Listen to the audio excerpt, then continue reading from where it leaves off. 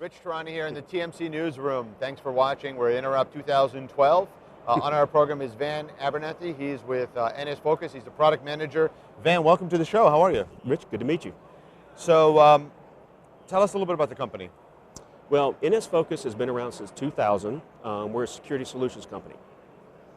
We've been focusing within the last couple of years on anti-distributed denial of service attacks.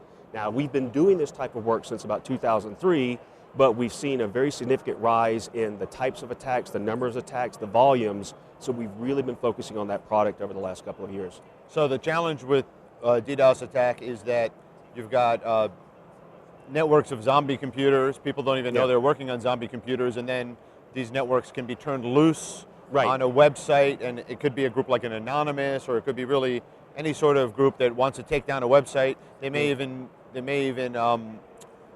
blackmail a company. Oh yeah, well, there's extortion, there's hobbyists that just want to say, hey, is the word I was looking for. You know, hey, look who we took down.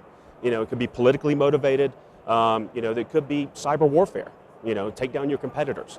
You know, those types of things, and it's become so easy now. I mean, you can literally go rent one of these botnets, and there's hundreds of them. You can go online, do a search for them, and you can find DDoS as a service. A couple $100 a week, they will knock your site down. So it's a pretty scary proposition, and every website out there is a potential target, right? Yeah, absolutely. I mean, and it's not just, you know, because you would think of like who would be the traditional targets of a DDoS attack. Oh, a big bank or something like that. But if you can have pain by your website going down, even if you're just an informational website, you do any type of e-commerce, if you do anything public facing on the web, you're a target. I can tell you at TMC we've had numerous web servers over the years which have been hit with distributed denial of service attacks. Right. And yeah, it's painful. It is. To have to deal with it. And they seem for us it's been seemingly random. It doesn't seem related to anything. It just seems like someone's playing. Yeah. Or it might be a byproduct. Somebody else might have been a target in the data center that you're in, and it just bled over to you guys. There's all kinds of things that are happening here. And plus, one of the things we've been noticing over the last couple of years are the attacks are changing. It used to be just these big flood attacks, big TCP flood, ping of death, SYN floods. What we're seeing now is they're actually targeting the applications behind. So now it's not just filling up your pipe, it's going after your server. It's knocking your database over.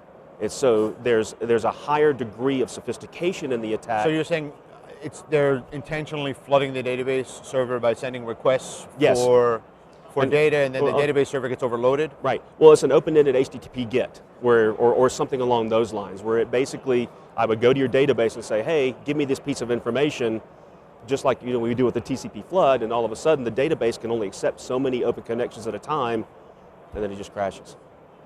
So the key really is being able to interpret those layer 7 connections and those attacks and separate them from the normal traffic and be able to allow the normal communications to go through. Because if you're a normal user coming into my website, even if I'm under a DDoS attack, I still want you to be able to access my services.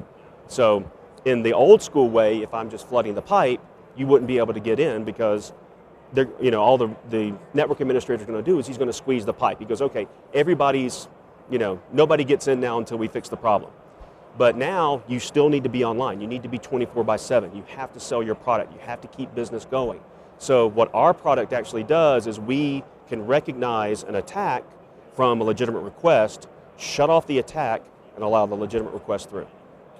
And so you really have to have a dynamic service that understands. Yes. Because it's not just about shutting down IP addresses in this kind of scenario. Well, it's a lot more complicated. That's a critical piece actually, because you don't want to just write an ACL or block a full IP, because what they're smart. They're actually using IP addresses that you're coming through on. So if I block an IP, I might be blocking my end customers. So what we have to do is we have to allow the traffic to come through and inspect it packet by packet as an individualized attack attempt, and then that's what we do and allow the legitimate customers to make it through. So it's not just setting up it's not just a firewall or an IPS that says, okay, I see that, I stop it. I have to interpret every single packet at line speed to stop it. So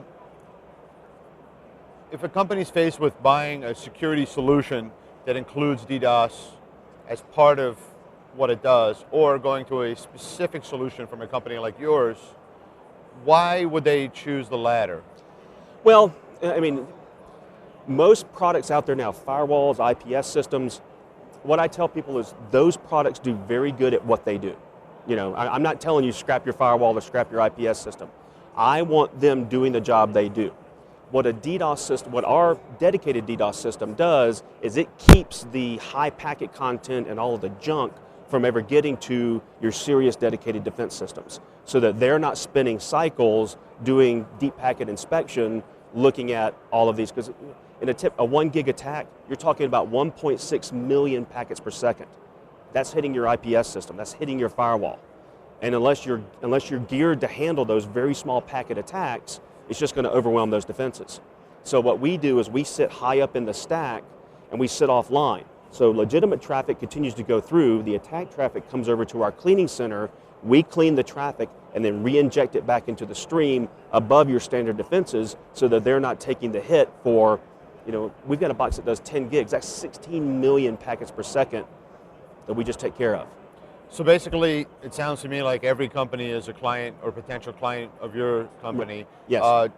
With priority being placed on websites that are crucial to stay up. Right. So, I mean, depending on how crucial your website is to your business. Well, and here's a great example. Last year, the Hong Kong Stock Exchange, it got attacked, but the exchange itself didn't get attacked. Its news website did. Sure. But because of disclosure laws, there were 7 stocks who had announcements that day. They had to halt. They had to halt trading on those stocks because the news website got knocked over. Oh, so it's not just right. my e-commerce site. Right. What is the impact of you have to do a complete Sure. risk analysis of your entire environment and your online presence to determine where do I need these defenses, Sure. how do I need to present myself. Excellent. Well, thanks for being here today. Thank you very much.